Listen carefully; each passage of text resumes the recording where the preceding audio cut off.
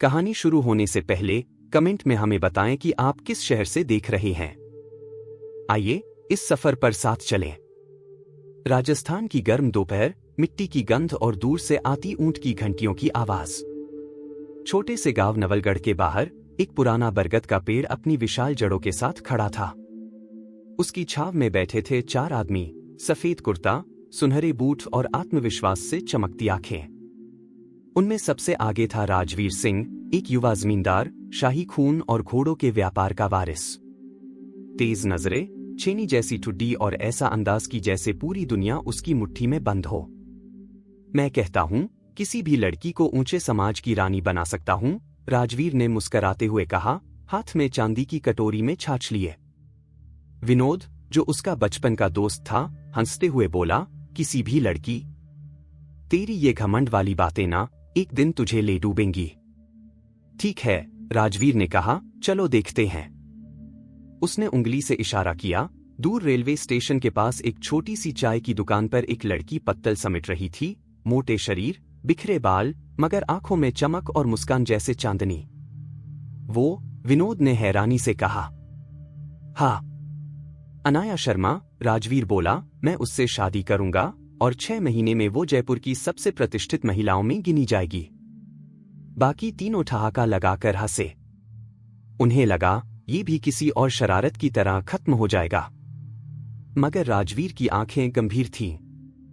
उस शाम जब सूरज ढल रहा था, राजवीर अपनी जीप लेकर स्टेशन पहुंचा। 1 कप अदरक वाली चाय मिलेगी? उसने मुस्कराकर पूछा। अनाया ने नजर उठाई। एक पल के लिए उसकी आंखों में कुछ कांपा, जैसे कोई भूला हुआ सपना अचानक याद आ गया हो। चाय तो मिलेगी, उसने कहा, मगर मुस्कान मुफ्त में नहीं। राजवीर भी मुस्कराया। खेल शुरू हो चुका था। रेलवे स्टेशन की उस चाय की दुकान से शुरू हुआ एक छोटा सा मजाक अब धीरे धीरे एक रिश्ता बनने लगा था, कम से कम अनाया के लिए। राजवीर हर रोज किसी न किसी बहाने स्टेशन आता। कभी चाय पीने, कभी अखबार खरीदने, कभी यूं ही मौसम का हाल पूछने।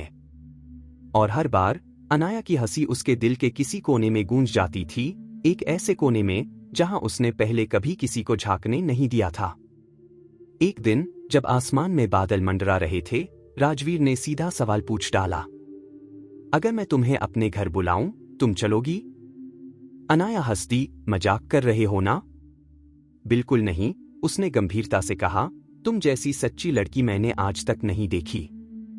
कुछ हफ्तों बाद गांव के मंदिर में सादे मगर पवित्र रीति रिवाजों से दोनों की शादी हो गई। गांव में कानाफूसी हुई। मोटी लड़की, ठाकुर के घर। ये कैसे हुआ? राजवीर ने अनाया को अपने हवेलीनुमा घर में लाकर बसाया। वहां हर चीज थी, संगमरमर की दीवारें, झूमर, रेशमी पर्दे, नौकर चाकर, महंगे फूलों से सजी बगिया।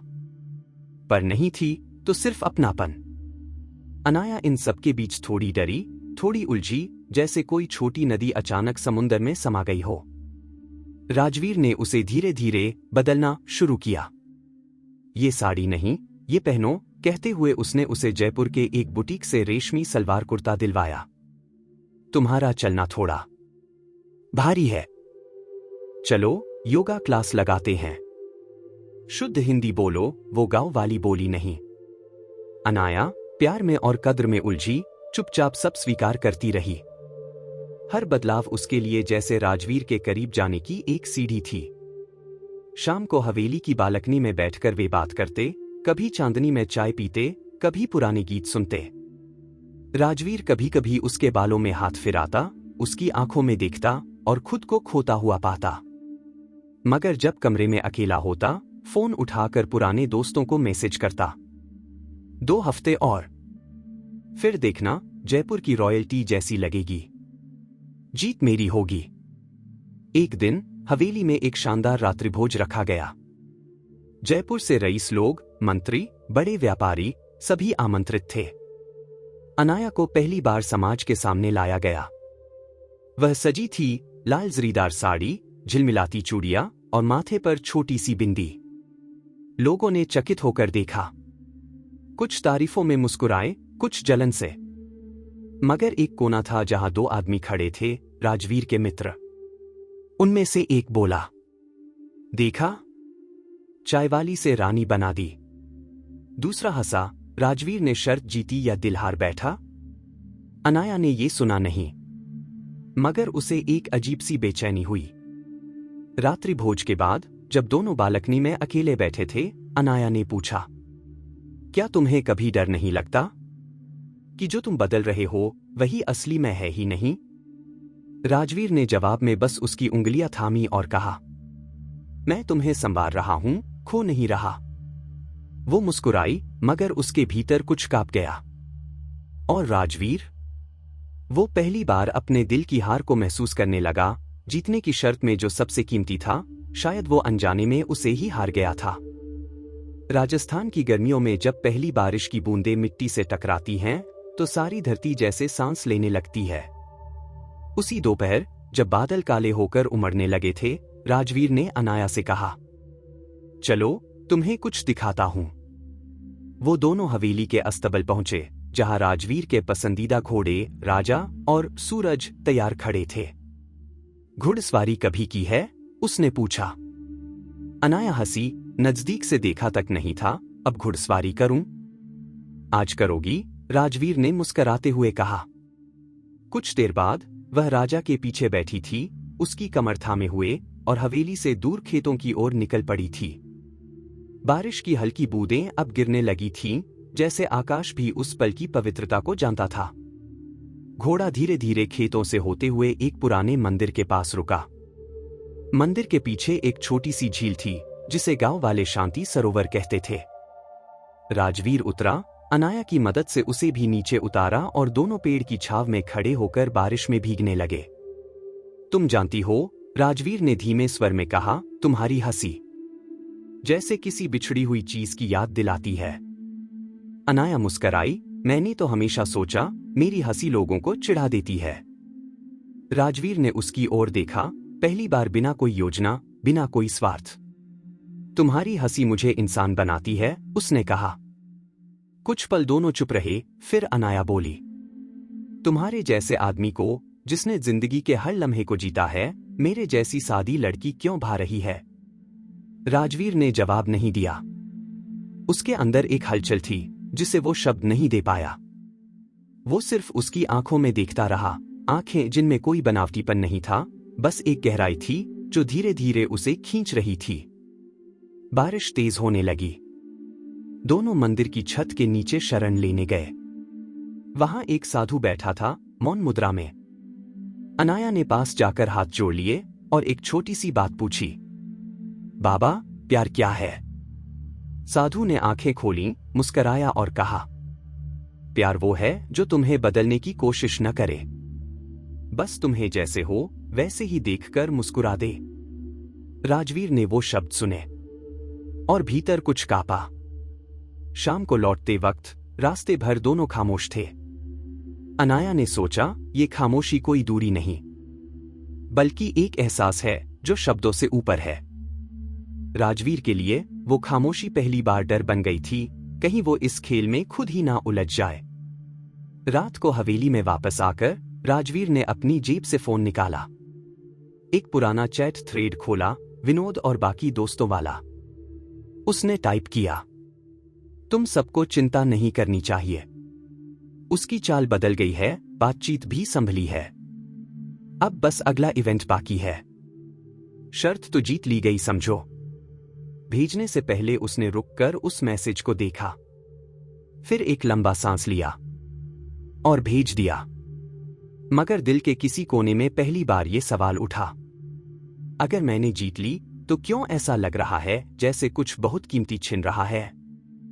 दिवाली का पर्व नवलगढ़ की हवेली में धूमधाम से मनाया जा रहा था।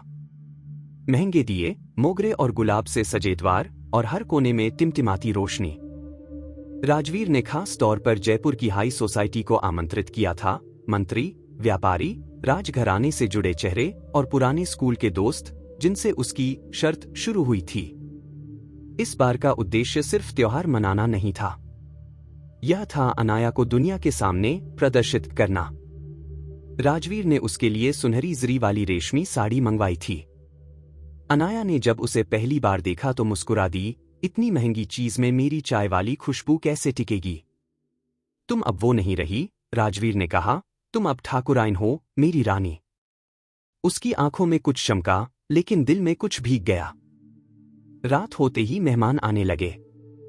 बड़ी बड़ी कारें, चमकते गहने और नकली हंसी के साथ जयपुर का समाज हवेली में उतर आया। अनाया धीमे कदमों से सीढ़ियां उतरी। साड़ी में लिपटी, बालों में गजरा और आंखों में एक संकोच जो किसी को दिखा नहीं। सबकी निगाहें उसी पर थीं। कुछ ने सराहा, वाह कितनी बदली लग रही है। कुछ ने ताना मारा, यही तो वो चाय वाली है ना। कमाल है राजवीर सिंह का स्वाद। कुछ ने चुपचाप सिर हिलाया, नाटक बहुत अच्छा कर रहे हैं ठाकुर साहब। राजवीर सब देख रहा था, सब सुन रहा था, मगर चुप रहा। अनाया मुस्कुराती रही, हाथ जोड़ती रही, पर उसके कान हर ताने को कैद करते जा रहे थे। एक कोने में विनोद और करण खड़े थे, वही दोस्त जिन्होंने शर्त लगाई थी। विनोद ने झुककर कहा, वाह ठाकुर, अब तो शर्त पूरी हुई समझो। रानी जैसी लग रही है। करण बोला, पर देख। उसके चेहरे पर अब भी गांव वाली मासूमियत बाकी है। राजवीर ने सुना। गुस्सा आया, मगर कुछ नहीं बोला। रात्रि भोज के बाद सभी लोग आतिशबाजी देखने बाग में इकट्ठा हुए। अनाया अकेली झील के पास खड़ी थी, अपनी परछाई को निहारते हुए। राजवीर पास आया। सबने तुम्हें पसंद किया। तुम कमाल लग रही थी। वो चुप रही। कुछ कहो, उसने कहा। वो धीमे स्वर में बोली, तुम्हें कभी लगा है कि मैं जो हूं उसमें भी कुछ सुंदर हो सकता है, बिना बदले हुए? राजवीर थोड़ा झिझका, फिर बोला, मैं सिर्फ तुम्हें बेहतर बना रहा हूं। अनाया ने एक लंबी सांस ली और कहा, बेहतर बनाना तभी ठीक होता है जब कोई खुद चाहे।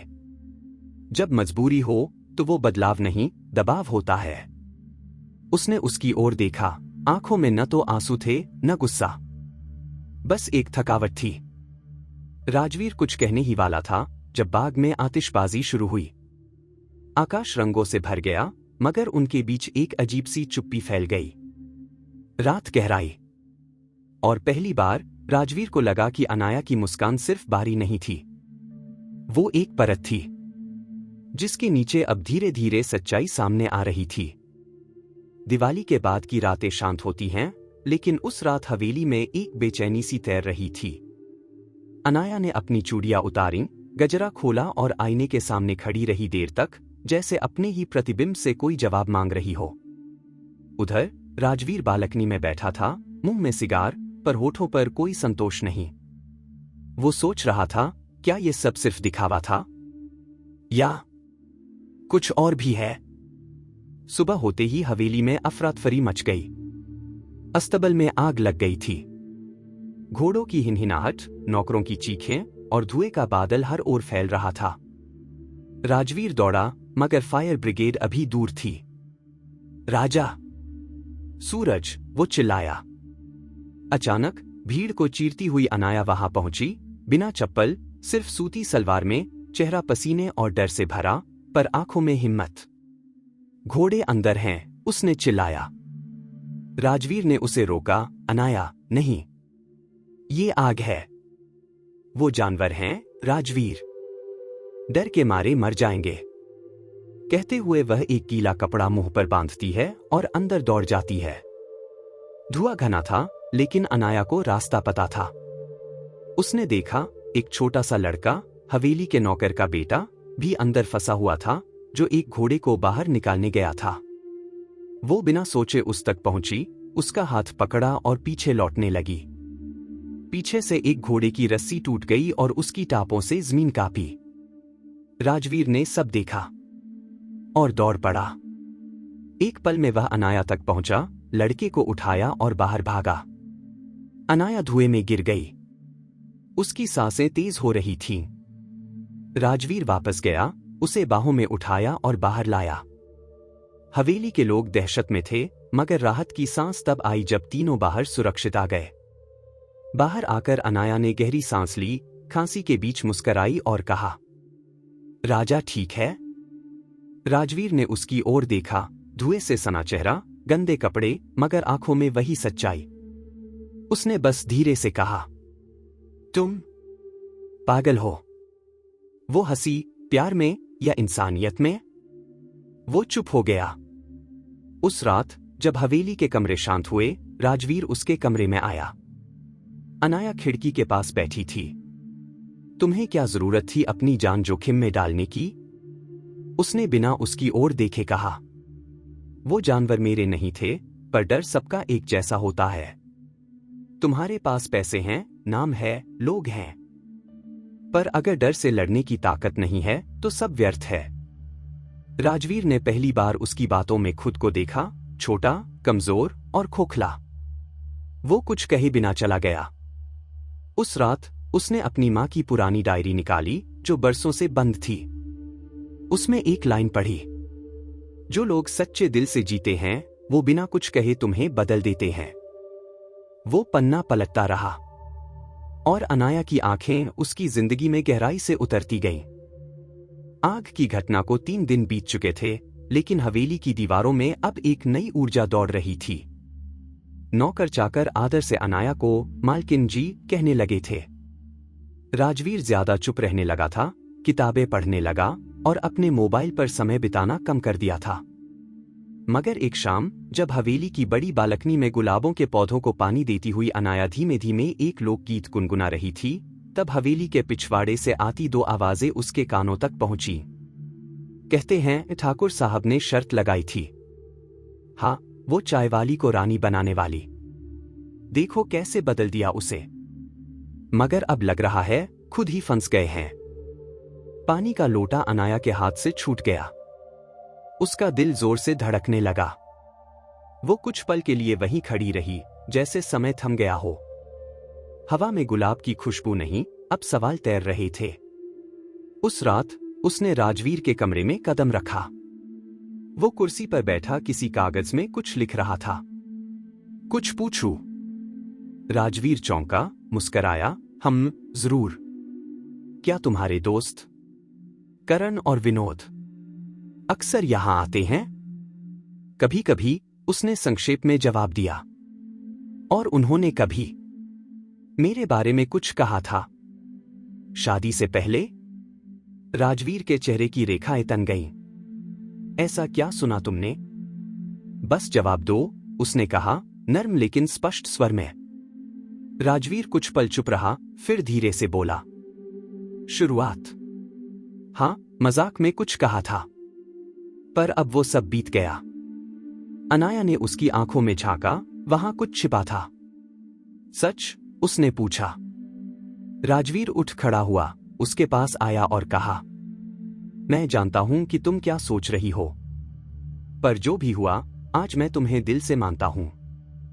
अनाया ने सिर झुकाया। अगर सब कुछ इतना सच्चा है तो तुम मुझसे कुछ भी क्यों छिपा रहे हो? राजवीर कुछ कह नहीं पाया। अनाया कमरे से बाहर चली गई। उस रात वो छत पर देर तक बैठी रही। आसमान साफ था, चांद पूरा चमक रहा था, पर उसके दिल में अंधेरा गहराता जा रहा था। अगले दिन उसने कुछ अजीब किया। वो हवेली के पुराने स्टोर रूम में गई, वहां जहां पुरानी किताबें, खत और सामान पड़ा था। एक पुराना मोबाइल फोन ढूंढ निकाला, वही जो राजवीर ने शादी के कुछ ही समय बाद बदल दिया था। किसी नौकर ने कहा था, साहब का पुराना फोन अब स्टोर में पड़ा है। फोन चालू हुआ और उसमें एक चैट थी, द बॉयज ओल्ड स्कूल। एक मैसेज में लिखा था, 1 महीने और फिर जयपुर क्लब में मिलते हैं। मैं उसकी चाल और पहनावा देखकर सबका मुंह बंद कर दूंगा। शर्त मेरी होगी। उसकी उंगलियां कांपने लगीं। शब्द तीर बनकर उसके सीने में उतरते चले गए। वो बाहर आई। हवेली को देखा, वो सुंदर दीवारें अब उसे पिंजरा लगने लगी थीं। राजवीर उस समय अस्तबल में था। अनाया ने कुछ नहीं कहा, बस मंदिर के पास बैठ गई और आंसू बहने दिए, चुपचाप। उसकी चुप्पी ही उसकी सबसे बड़ी पुकार थी। उधर राजवीर को कुछ समझ नहीं आया। वो बस इतना जानता था, आज हवेली बहुत खामोश है, बहुत अजनबी। अगली सुबह हवेली में सब कुछ सामान्य लग रहा था। नौकर अपने काम में व्यस्त, राजवीर अस्तबल में घोड़ों के साथ, और रसोई से आती हल्दी और अदरक की खुशबू। लेकिन एक दिल आज कोई निर्णय ले चुका था। अनाया चुपचाप उठी, सादी सूती साड़ी पहनी और सिंदूर की डिब्बी को धीरे से बंद कर दिया। वो आंगन में बैठी तुलसी को पानी दे रही थी जब राजवीर पीछे से आया। अच्छा लग रहा है तुम्हें ऐसे देखना, उसने कहा। अनाया ने हल्की मुस्कान दी, मगर आंखें साफ थीं और थकी हुई भी। राजवीर, उसने धीमे स्वर में कहा, कुछ पूछना है? बोलो, उसने सहजता से कहा। क्या हमारी शादी एक शर्त थी? राजवीर का चेहरा एक पल में उतर गया। उसके हाथ में पकड़ा चाय का प्याला हिलने लगा। अनाया, तुम ये क्यों पूछ रही हो? क्योंकि मुझे जवाब चाहिए। सिर्फ सच, चाहे जितना भी कड़वा हो। राजवीर चुप रहा, फिर धीरे से बोला, शुरुआत में हाँ, मगर मैंने कभी नहीं सोचा था कि मैं इंसान बनकर तुम्हारे दिल में बस जाऊंगी। उसकी आवाज कांपी नहीं, वो पत्थर जैसी स्थिर थी। अनाया, मैंने तुमसे दिल से प्यार किया है। जो भी हुआ वो सिर्फ शुरुआत थी। शुरुआत अगर झूठ से हो तो आगे का क्या भरोसा करें? उसने उसकी आंखों में देखा। मैं तुम्हें नहीं बदलना चाहती थी, पर तुमने मुझे एक प्रोजेक्ट की तरह देखा। राजवीर अब पूरी तरह हारा हुआ खड़ा था। क्या तुमने कभी सोचा कि मैं भी किसी की बेटी हूं, किसी की बहन, किसी की दोस्त, या सिर्फ वो लड़की जिसे जीतने से तुम्हारा असंतुष्ट हो जाए? राजवीर कुछ कह नहीं पाया। अनाया ने एक लंबी सांस ली। मैंने तुम्हें सच्चा प्यार दिया, पर तुमने मेरी सच्चाई से खेला। वो पीछे मुड़ी और अपने कमरे में चली गई। कुछ घंटे बाद जब राजवीर ने दरवाजा खोला, कमरा खाली था। टेबल पर एक छोटी सी पोटली रखी थी जिसमें थे कुछ पुराने खत, सिंदूर की डिब्बी और एक चिट्ठी। मैं जा रही हूं राजवीर, खुद को वापस ढूंढने। तुम्हें माफ करना अभी नहीं आता, पर एक दिन शायद मैं कर सकूं। तब तक खुद को सच्चा बनाओ। हवेली की हवाएं थम सी गईं। राजवीर ने पोटली को हाथ में लिया और जैसे उसके साथ अपनी सारी जीतें राख हो गईं। अनाया के जाने के बाद हवेली जैसे सांस लेना भूल गई थी। वो हंसी जो हर सुबह रसोई से निकलकर आंगन तक पहुंचती थी, अब वहां सिर्फ बर्तन की खनक बची थी। वो कदमों की आहट जो हर शाम तुलसी के पास जाती थी, अब वहां सिर्फ सन्नाटा था। राजवीर सिंह, वो आदमी जिसने एक खेल की तरह सब शुरू किया था, अब हवेली के सबसे बड़े कमरे में अकेला बैठा था। न किताबें पढ़ता, न फोन उठाता, न अस्तबल जाता। खिड़की से बाहर देखता रहा, उसी रास्ते की ओर जहां से अनाया आखिरी बार गुजरी थी। 3 दिन बाद राजवीर ने विनोद को कॉल किया। अब बात मत करना, उसने सिर्फ इतना कहा और फोन काट दिया। उसी दिन उसने हवेली के सभी दावतों और क्लब की सदस्यताओं से नाम हटा लिया। 1 हफ्ते बाद नौकरों ने देखा, राजवीर खुद रसोई में गया। चाय बनाई, वही अदरक वाली जो अनाया उसे देती थी। उसने चाय पी और खुद से फुसफुसाया, स्वाद तो वही है, पर गर्माहट नहीं बची। उधर अनाया ने एक नई जिंदगी शुरू की। वो गांव से दूर एक छोटे कस्बे में पहुंची, सीकर जिले के पास, जहां खेत थे, मेड़ थे और वो मिट्टी थी जिसे वो कभी अपना मानती थी। उसने एक पुरानी हवेली किराए पर ली और वहां महिलाओं के लिए एक सिलाई केंद्र शुरू किया। शुरुआत में लोग हंसे, राजघराने से आई और अब कढ़ाई करेगी। पर वो मुस्कुराई, कढ़ाई से कपड़े नहीं, आत्मसम्मान बुना जाता है। वो बच्चों को पढ़ाना शुरू करती है, खेतों में औरतों के साथ काम करती है और चाय खुद बनाकर पिलाती है। कभी कभी रात को वह छत पर जाकर बैठती है, चांद को देखती है और दिल में एक भारीपन महसूस करती है। वो उसे याद करती है, पर अब बिना गुलामी के। राजवीर ने अपने कमरे की पुरानी अलमारी खोली। वहां एक डिब्बी थी जिसमें अनाया का पहला खत था। उसने उसे पढ़ा। राजवीर, मुझे नहीं पता तुम्हें मुझ में क्या पसंद आया, पर जो भी है सच हो तो बस यही चाहूंगी कि तुम मुझे वैसे ही अपनाओ जैसे मैं हूं, बिना लपेटे, बिना बदले। उसने खत सीने से लगा लिया और पहली बार रोया। रोना कोई राजाओं की आदत नहीं होती, पर उस रात एक घमंडी पुरुष नहीं, एक टूटा हुआ दिल रोया। हवेली के बाहर लगे गुलाबों के पौधे अब सूखने लगे थे, जैसे अनाया की अनुपस्थिति सिर्फ लोगों में नहीं, प्रकृति में भी दर्ज हो गई थी। एक दिन एक पुरानी परिचित दयामती आंटी मिलने आईं। उन्होंने कहा, राजवीर, उस लड़की ने तुम्हें बदल दिया। अब तय तुम्हें करना है, ये बदलाव बस पछतावे तक रहेगा या नया आदमी बनाएगा। राजवीर चुप रहा, फिर पूछा, क्या तुम मुझे उसका पता बता सकती हो?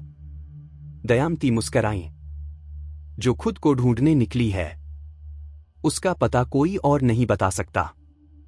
राजवीर ने खिड़की से बाहर देखा। धूप ज्यादा तेज नहीं थी, पर अब उसकी किरणों में तलाश थी। राजवीर सिंह ने अपनी जिंदगी की चाबियां धीरे धीरे खुद से ही वापस लेनी शुरू कर दी थी। जिस आदमी के लिए हर निर्णय नौकर करता था, अब वो खुद सुबह उठकर अस्तबल जाता था, घोड़ों की देखभाल करता, उन्हें चारा देता, और कभी कभी राजा की पीठ पर हाथ फेरते हुए खुद से कहता, तुम तो आजाद हो और मैं? हवेली में अब कोई शाही ठाठ नहीं था। महंगे झूमर धूल से ढके थे और डाइनिंग टेबल पर अब सिर्फ 2 थाली होती थीं, एक उसके लिए, एक उसके नौकर धीरू के लिए, जो बचपन से साथ था। एक दिन धीरू ने पूछ ही लिया, साहब, आप खुद ही क्यों कर रहे हैं ये सब? ये तो नौकरों का काम है।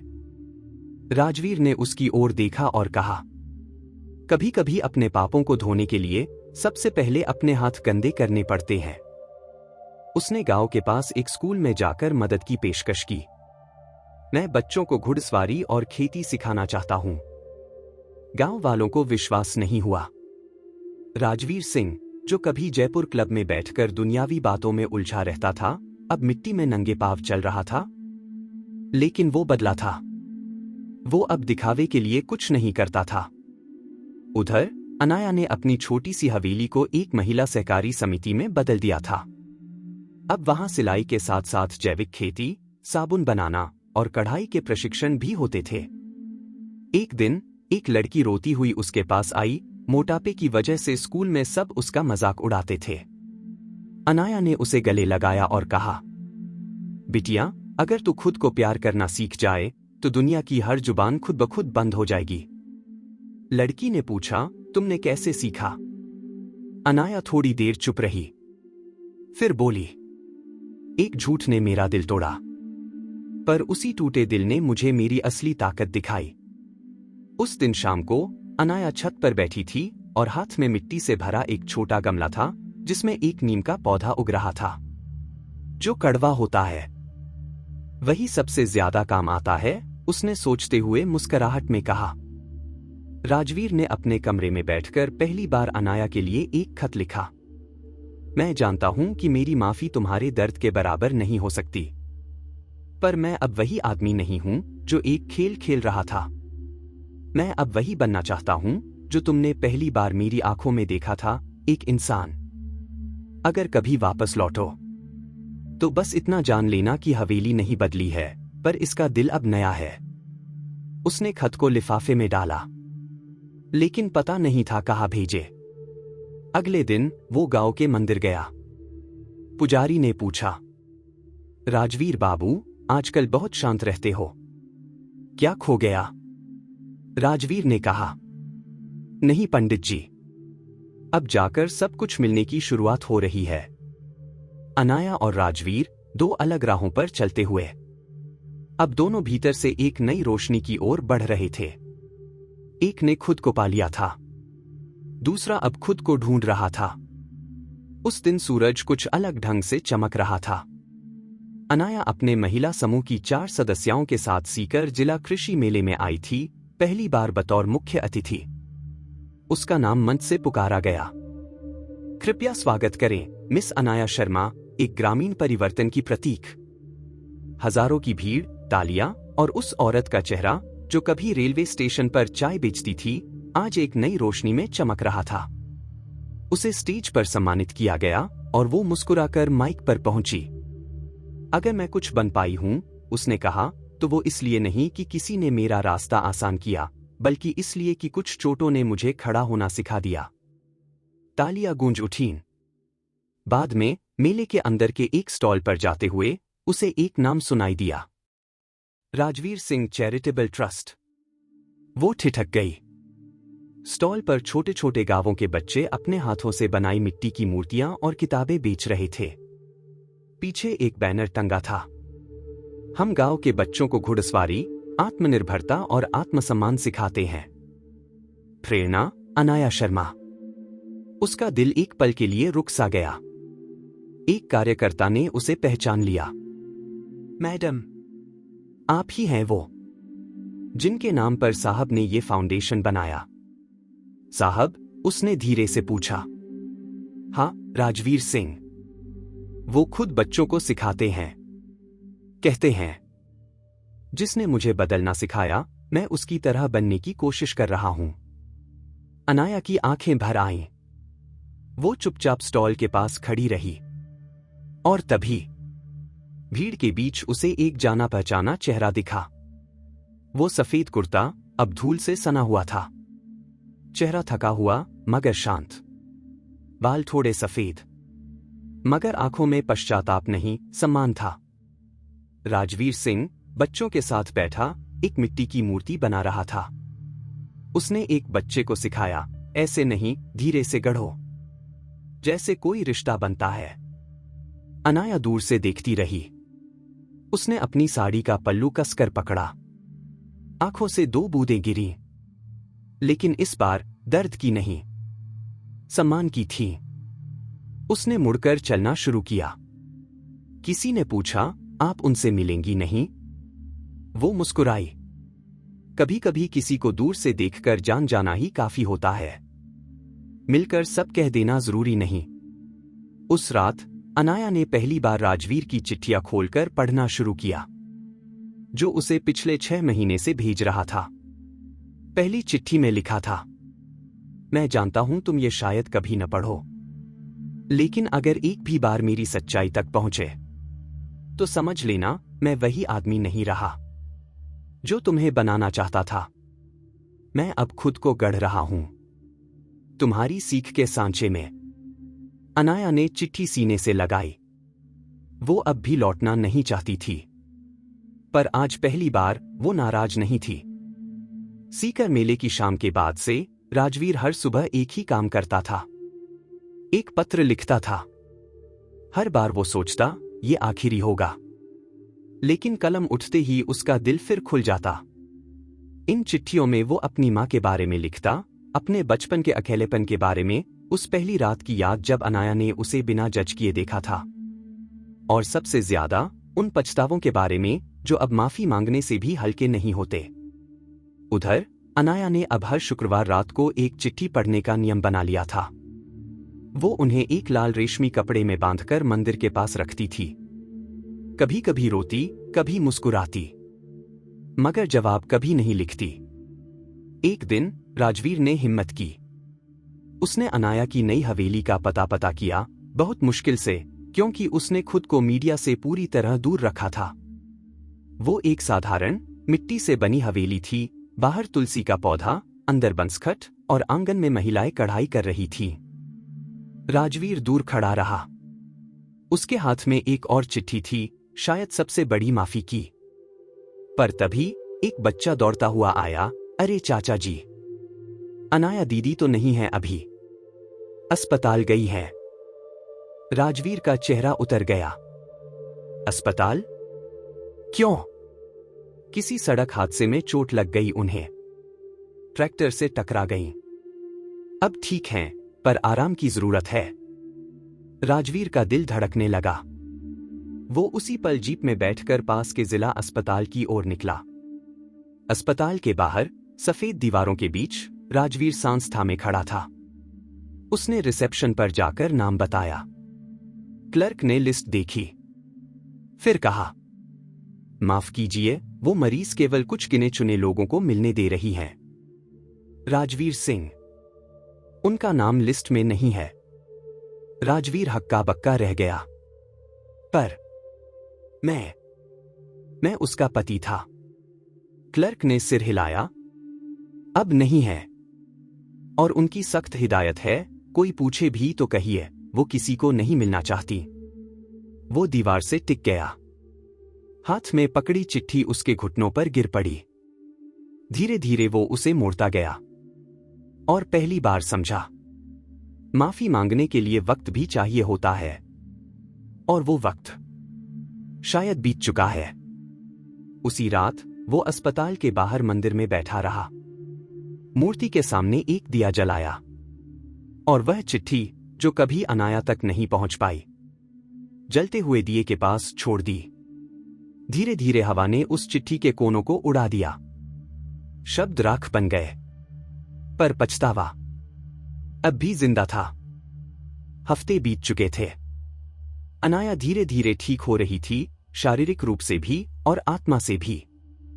हादसे के बाद की पीड़ा ने उसके अंदर कुछ और तोड़ दिया था, लेकिन जो बचा था वो पहले से ज्यादा मजबूत था।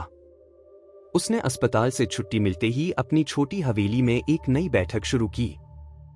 हर रविवार उन महिलाओं के लिए जो समाज से तिरस्कृत थी, विधवाएं, अपाहिज महिलाएं और वे जिनका शरीर सामाजिक मानदंडों में फिट नहीं बैठता।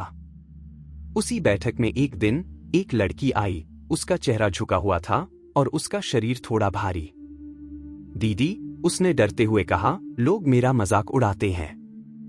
कहते हैं ऐसी शक्ल में कोई तुम्हें देखेगा भी नहीं। अनाया ने उसे पास बुलाया। तुम्हारा नाम? कल्पना, उसने धीमे से कहा। अनाया ने उसकी ठोड़ी उठाई, उसकी आंखों में देखा और मुस्कुराई। कल्पना का मतलब होता है कल्पना शक्ति। तुम अपने लिए जो कल्पना कर सको वही सच बन सकता है। दूसरे क्या सोचते हैं उसका वजन तुम अपने दिल पर मत डालो। लड़की की आंखों में चमक आई। पर आप कैसे इतनी मजबूत बन गईं? अनाया ने हल्के स्वर में कहा, क्योंकि मैंने किसी और से प्यार करने से पहले खुद को माफ किया और फिर खुद से प्यार करना सीखा। उधर राजवीर हर रविवार दूर एक पेड़ के पीछे से उस सभा को देखता था, चुपचाप। वो नहीं चाहता था कि अनाया उसे देखे। अब नहीं, वो सिर्फ जानना चाहता था कि वो ठीक है। जब उसने कल्पना को गले लगाते हुए देखा, जब उसने औरतों को जोर से हंसाते देखा, जब उसने देखा कि अब उसकी मुस्कान में कोई हिचकिचाहट नहीं है, वो टूट गया। क्योंकि अब वो सिर्फ अनाया नहीं थी, वो अब एक प्रेरणा बन चुकी थी, जिसे कोई माफी, कोई प्यार, कोई अफसोस परिभाषित नहीं कर सकता था। राजवीर अब पहले से अलग हो चुका था। वो दिखावे से हटकर सेवा में जीने लगा था। गांव के बच्चों के लिए स्कूल खोला, हर महीने किसानों के लिए मुफ्त प्रशिक्षण कराया, और अपने हर काम में एक नाम दोहराता रहा, ये मैंने उससे सीखा जिसने मुझे मनुष्य बनना सिखाया। एक रात मंदिर में एक पुजारी ने पूछा, तुम्हें क्या हासिल करना है बेटा? राजवीर ने कहा, अब कुछ नहीं। अब तो मैं सिर्फ वही देना चाहता हूं जो मैंने कभी छीन लिया था। अनाया की बैठक में उस दिन एक महिला ने कहा, दीदी, आप किसी राजघराने से हो ना? अनाया मुस्कुराई। मैं अब किसी नाम से नहीं, अपने काम से पहचानी जाना चाहती हूं। महिला ने फिर पूछा, अगर कभी वो आदमी जिसने आपका दिल तोड़ा था वापस आए तो आप क्या करेंगी? अनाया ने दूर आसमान की ओर देखा, फिर कहा, अगर वो सच में बदल गया है तो उसे मेरी जरूरत नहीं होगी, और मुझे अब सिर्फ खुद की जरूरत है। शरद ऋतु की एक ठंडी शाम थी। अनाया अपनी बैठक से लौटकर आंगन में बैठी थी, हाथ में एक पुराना रेशमी कपड़ा जिसमें बंधी थीं दर्जनों चिट्ठियां। राजवीर सिंह की चिट्ठियां। वो हर एक चिट्ठी को पढ़ चुकी थी, लेकिन एक अब भी बंधी हुई थी, आखिरी, जिसे उसने कभी खोला ही नहीं। उसने धीरे से कपड़े की गांठ खोली और वह चिट्ठी अपने हाथ में ली। लिफाफे पर कोई तारीख नहीं थी, बस एक शब्द लिखा था, आखिरी कोशिश। उसने गहरी सांस ली और पढ़ना शुरू किया। अनाया, मैं जानता हूं अब तुम्हें मेरी कोई जरूरत नहीं है। शायद अब मेरा नाम भी तुम्हारे जीवन से मिट चुका हो, लेकिन फिर भी ये आखिरी बार कुछ कहना चाहता हूं। मैंने तुम्हारा विश्वास तोड़ा, लेकिन तुम्हारे जाने के बाद मैंने पहली बार खुद को पाया। तुम्हारे बिना मुझे एहसास हुआ कि सच्चा प्रेम जीतने की चीज नहीं, सीखने की प्रक्रिया है। मैंने हर चिट्ठी में तुमसे माफी मांगी, पर इस बार मैं सिर्फ धन्यवाद कहना चाहता हूं, क्योंकि तुमने मुझे वो इंसान बना दिया जो अब खुद से नजरें मिला सकता है।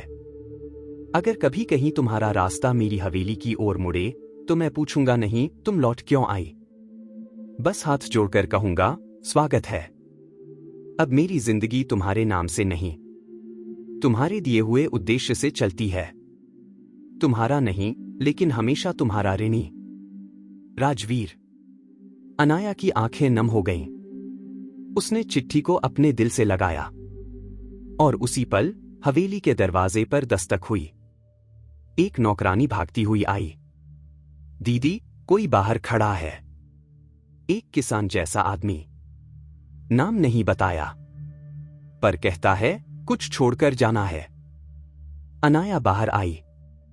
वहां कुछ कदम दूर सफेद धोती कुर्ता पहने, धूल से सना चेहरा लिए राजवीर सिंह खड़ा था। उसके हाथ में एक छोटा सा पोटली थी। वो कुछ नहीं बोला, बस जमीन पर वो पोटली रखी और 2 कदम पीछे गया। उसने सिर झुकाया और धीमे से कहा, मैं अब कुछ मांगने नहीं आया, बस तुम्हारे नाम का बोझ उतारने आया हूं। अनाया ने पोटली खोली। उसमें एक पुराना कंगन था जो उसने शादी के वक्त पहना था, एक चिट्ठी और तुलसी के पौधे का एक छोटा सा गमला। राजवीर मुड़ने लगा। राजवीर, अनाया ने धीमे से कहा। वो रुका, पर पीछे नहीं मुड़ा। तुम बदल गए हो, उसकी आवाज आई। राजवीर ने आंखें बंद की। और तुम्हें देखकर मैं अब सिर्फ याद नहीं करती, मैं गर्व करती हूं। वो कुछ पल वहीं खड़ा रहा, फिर बिना मुड़े धीरे धीरे चला गया। अनाया ने तुलसी का पौधा उठाया और अपने आंगन में उसे रोप दिया। अब उसका अतीत उसकी मिट्टी में था और उस मिट्टी से एक नई जड़ें निकलने लगी थी। शरद ऋतु की हवाएं अब जा चुकी थीं। वसंत की हल्की धूप आंगन में उतर आई थी। अनाया अपनी बगिया में तुलसी, गुलाब और गेंदे के पौधों के बीच बैठी थी, एक नई ऊर्जा के साथ, एक स्थिरता के साथ। और फिर उसे एक निमंत्रण मिला, गांव की वार्षिक फसल उत्सव का न्योता। हर साल की तरह इस बार भी नाच गाना, स्थानीय भोजन और बच्चों की प्रस्तुतियां होनी थी। मगर इस बार कुछ अलग था। एक नाम पोस्टर पर चमक रहा था, मुख्य अतिथि श्रीमान राजवीर सिंह, ग्राम सुधार कार्यकर्ता और लोक सेवा प्रेरक। अनाया ने पोस्टर देखा, कुछ पल शांत रही, फिर सिर हिलाया और धीरे से बोली, चलना चाहिए। उत्सव का मैदान भीड़ से भरा हुआ था। बच्चे ढोल बजा रहे थे, महिलाएं रंग बिरंगे लहंगों में घूमर कर रही थीं और हर कोना फूलों से सजा हुआ था। अनाया भीड़ में एक कोने में खड़ी थी, न तो मंच पर न भीड़ के केंद्र में, बस एक दर्शक की तरह। और फिर वह आया, राजवीर। सादा धोती कुर्ता, पैरों में जूते नहीं और चेहरे पर शांति। वो अब किसी राजा जैसा नहीं, एक सेवक की तरह लग रहा था।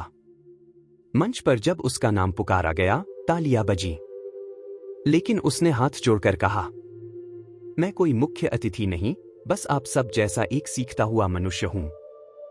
फिर बच्चों ने मंच पर एक नाटक किया, एक बीज की कहानी।